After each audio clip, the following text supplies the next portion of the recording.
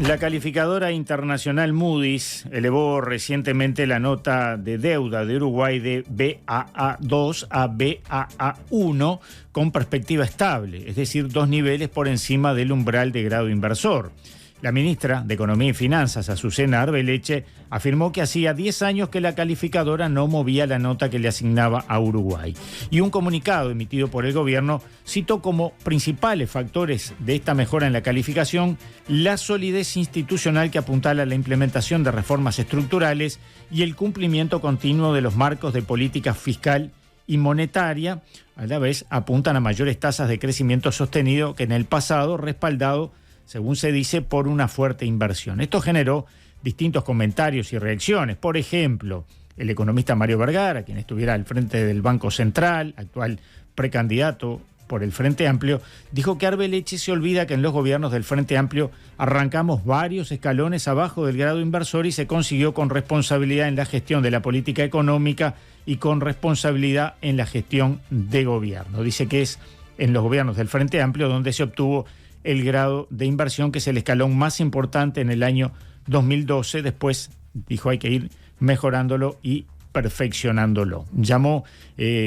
a Azucena Arbeleche, la tildó de haber hablado o haberse referido a este tema con mezquindad por utilizar un tema que claramente responde a un proceso de largo plazo y no de 3 días. Para poder entender un poco más de esta situación, qué significa esta calificación, estamos en comunicación esta mañana con el economista Santiago Soto, coordinador del Centro de Estudios Etcétera, ex subdirector de la Oficina de Planeamiento y Presupuesto OPP. Santiago Soto, muy buenos días, gracias por acompañarnos una vez más esta mañana.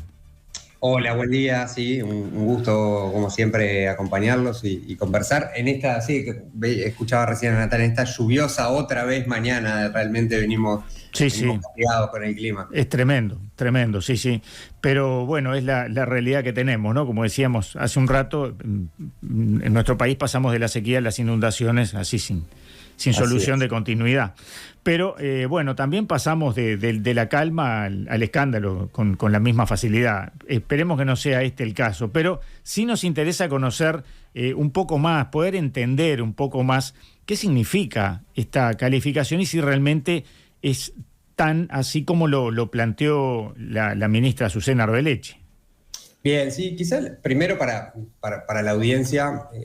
explicar un poquito qué implican, qué son estas calificadoras de riesgo y qué implican o qué señal intentan dar o dan sobre cada uno de los países. Fundamentalmente las principales calificadoras de riesgo, algunas probablemente la audiencia las tiene más escuchadas, Standard & Poor's, Fitch, o sea, son en general, digamos, organizaciones que lo que hacen es evaluar el perfil crediticio o el perfil de riesgo de las deudas de los países, de las deudas soberanas. O sea, fundamentalmente lo que intentan plantear estas calificadoras es una información que es muy útil, sobre todo a nivel de los inversores que compran deuda a nivel mundial. Bueno, si uno quiere aproximarse a la situación, digamos, y quiere comprar deuda de Paraguay, para poner otro país, bueno,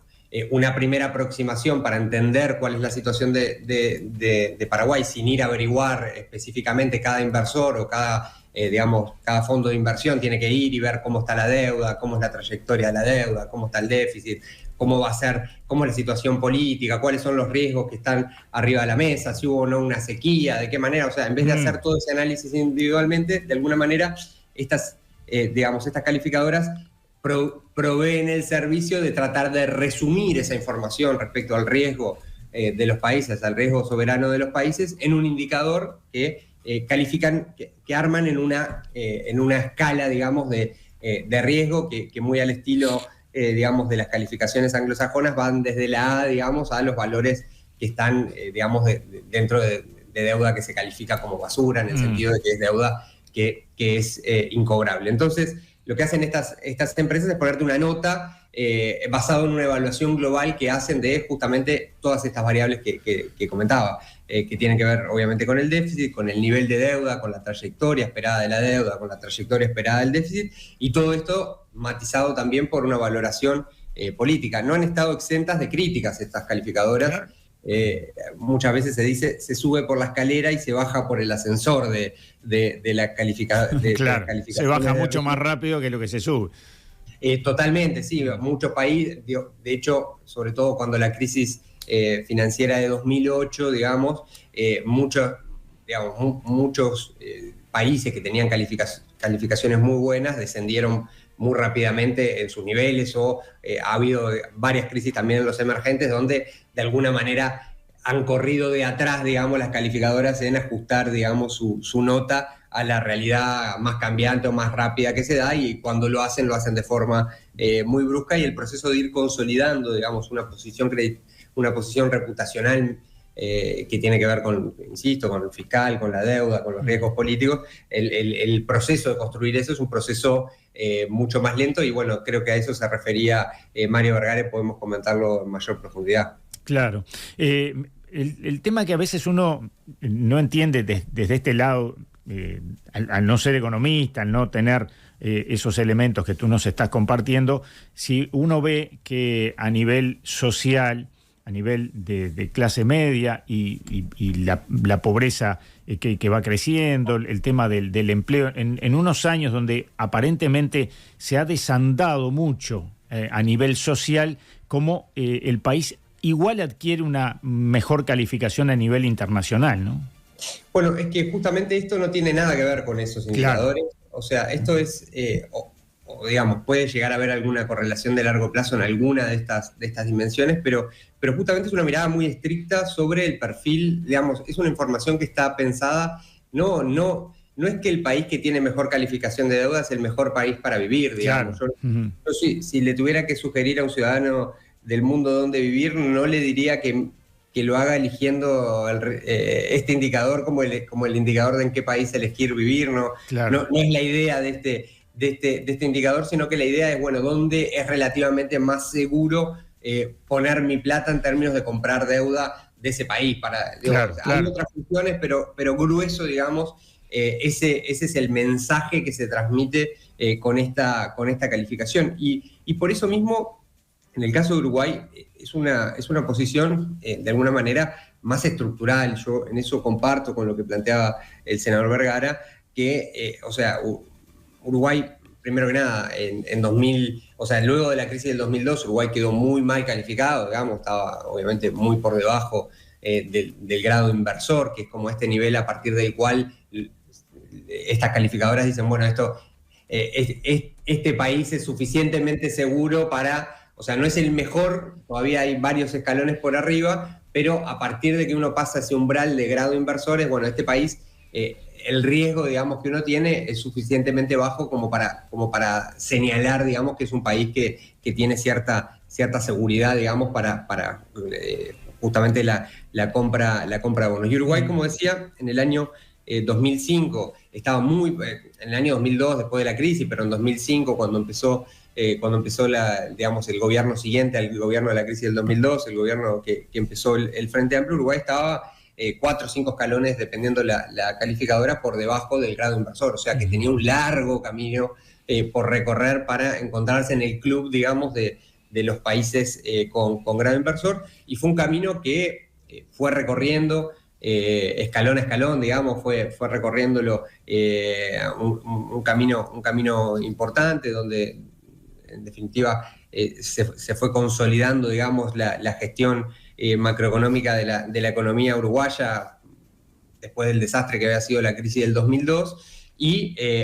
efectivamente, sí, como plantea la ministra, hace cerca de 10 años Uruguay obtuvo por primera vez en su historia reciente el grado inversor, y ese fue un logro, digamos, que se mantuvo, y que ahora dio dos calificadoras aumentaron un escalón más, digamos, el nivel de grado inversor, o sea, un escalón por encima del grado inversor, en el caso de Fitch, que veníamos estando en el grado inversor hace 10 años, pero bueno, en el caso de Moody's ya estábamos un escalón por arriba desde el año 2015, y en el caso de Standard & Poor's también estábamos un grado por arriba del grado inversor, o sea, una nota por arriba del grado inversor, que que tenía Uruguay, que hoy está 2 grados por arriba, dos escalones por arriba del grado inversor. Otra consulta, siempre desde el lado de esta cierta ignorancia que uno tiene con respecto a estos temas. ¿Incide en estas calificaciones cuando se ve que el país, por ejemplo, desanda algunas protecciones, digamos, a los sindicatos, a la clase trabajadora y beneficia de alguna manera también al empresariado?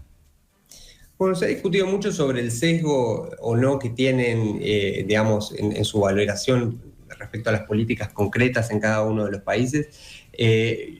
Yo creo que lo que sí no hay duda de que están influenciados es por una valoración política de los riesgos políticos de la estabilidad macroeconómica del país. Que de hecho ese es un punto que la ministra omite, pero de alguna manera para las calificadoras hacer un upgrade, digamos, de la nota del grado inversor a esta altura, esto es algo que también planteaba el contador Ferreri, hacer una evaluación y mejorar la calificación de riesgo del Uruguay a apenas unos meses de la elección, en una elección donde, digamos, los analistas que hacen esta evaluación saben que hay una elección, o sea, miran los datos duros, digamos, de déficit, de deuda, como les decía, la trayectoria esperada, las políticas que están implementadas, pero miran también los riesgos políticos que tiene. Y para estas calificadoras, sabiendo, digamos, que en las encuestas, por ejemplo, en buena parte de ellas el Frente Amplio es una de las opciones favoritas, o sea, hay una alta probabilidad de recambio en el gobierno, ¿no? O sea, para ponerlo en contingente, o sea, puede ganar el oficialismo, pero puede ganar la oposición con una probabilidad alta, incluso en muchas de las principales encuestas con la probabilidad más alta, y, digamos, internalizando ese dato, o sea, dando por hecho que ese dato es posible, igual hay una valoración, igual estas agencias de alguna manera están recomendando de que Uruguay es un país seguro, digamos, en términos del compromiso con la estabilidad macroeconómica, que es un activo que ahí sí voy a hacer una pequeña digresión. Yo creo que más allá de las calificadoras de riesgo, digamos, tener una buena reputación y unas finanzas públicas consolidadas, lo que le permite a Uruguay, en definitiva, es endeudarse a tasas más bajas. De hecho, hoy estamos en uno de los mínimos, en el mínimo histórico de brecha entre lo que paga Uruguay por sus bonos y lo que paga Estados Unidos. Estábamos en récord histórico y también muy por debajo de la región, previo a que nos dieran esta calificación y previo a 2020 que asumiera esta administración. Y esas diferencias, digamos, en el spread, digamos, tener financiamiento más barato le permite a Uruguay tener una prioridad en el gasto público donde la factura de intereses se reduce. Imaginemos, de alguna manera, es como una familia que tiene que endeudarse y solamente le presta la peor de las financieras, la que tiene la tasa más alta. Bueno, los que tienen muy malas calificaciones no les presta a nadie. Los que tienen calificaciones más o menos, el Uruguay de 2005 que estaba mal, bueno, le prestaban, pero para prestarle le pedían una tasa de interés muy alta. Claro. Y a medida que Uruguay fue mejorando, cuando ganó el Investment Grade hace 10 años, ahí se consolida, digamos, unas diferencias entre la tasa de Estados Unidos, que es la libre de riesgo, se dice, o sea, es la tasa mínima que piden los países, digamos, lo que los inversores para comprar bonos, y la del bono uruguayo está reflejando que el riesgo de comprar deuda en Uruguay es muy baja, y eso le permite a Uruguay, y de hecho si uno mira la factura de intereses, o sea, cuánto del total del gasto público se destina a pagar intereses de la deuda entre 2005 y 2020, cayó de forma dramática, y eso permitió, entre otras cosas, poder apuntalar con el mismo nivel de gasto una priorización mayor de áreas que son muy prioritarias para el país, ¿no? Del gasto público. Pueden ser educación, salud u otras prioridades, digamos, de inversión, infraestructura, etcétera. Santiago, nos quedamos con poco tiempo, nos pasa habitualmente esto, pero antes de despedirnos quería tener también una mirada desde la economía con respecto a lo que ha sido la evolución del precio de los combustibles en estos años. No me refiero solo al último ajuste, sino a cómo se ha comportado a lo largo de este tiempo ese tema que también incide mucho, por lo menos en la economía a nivel interno, ¿no? Sí, a ver, ahí el gobierno planteó una reforma que al principio era ambiciosa, luego la fue recortando en su propuesta, pero uno de los objetivos que uno imagina que tenía por detrás la discusión del gobierno cuando asumió es que los combustibles se parezcan más al precio que tienen en la región. Uh-huh.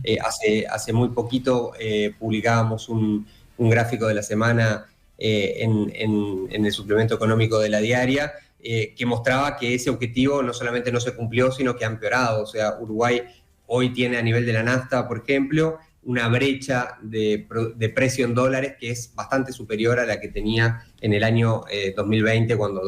fines de 2019, cuando empezó a implementarse el nuevo esquema del PPI, de fijar en los combustibles a partir de la metodología del precio de paridad de importación, que además sufrió algunas modificaciones la propia metodología, pero para quedarse con una idea, Uruguay en términos de combustible, incluso sacando a Argentina, que es un caso raro, porque Argentina durante buena parte de los combustibles estuvieron regalados. Los uruguayos eso en general lo tenemos bastante claro porque hubo un éxodo a Argentina turístico bastante importante en estos últimos años, motivado por la diferencia cambiaria, pero incluso sacando a Argentina, que distorsiona la comparación con la región, el precio de la nafta en Uruguay en dólares ha aumentado su brecha. Tiene que ver con que Uruguay está carísimo en dólares,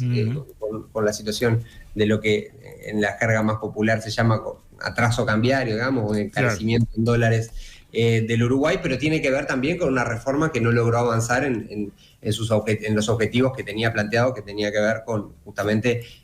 lograr una disminución. No hablo de los objetivos que planteó el presidente en campaña, que era que se terminaron los aumentos de los combustibles y no sé qué, que eso era una promesa de campaña, o sea, claramente era un bicho que estaba fuera de lo real, digamos. Claro. O sea, era algo que se notaba que era no era parte de lo que se discute a nivel técnico posible, pero incluso en cuanto a sus objetivos más digamos, de fondo, de achicar la brecha, no solamente no lo logró, sino que ha empeorado. Y ayer miraba los informes de SEG Ingeniería vinculado a la energía eléctrica y la situación es muy similar. Incluso tengo para chequear ese dato, pero la energía residencial de Uruguay siempre en dólares había estado más cara, ahora está, no sé, de forma muy importante una brecha si uno lo compara con otros países tipo Chile, por ejemplo, y los otros países de la región, pero la industrial, que en general se había alineado bastante o había mejorado, había cerrado bastante la brecha, por lo que vi de los últimos datos de SEG Ingeniería, volvió a ampliarse mucho la brecha del precio en dólares que se paga por la energía industrial. Santiago Soto, muchísimas gracias por estos minutos. Volveremos a conversar de estos y otros temas próximamente. Muchas gracias a ustedes, un gusto como siempre y un saludo a la audiencia en este lluvioso día. Muchas gracias. Info 24, la actualidad que nos mueve.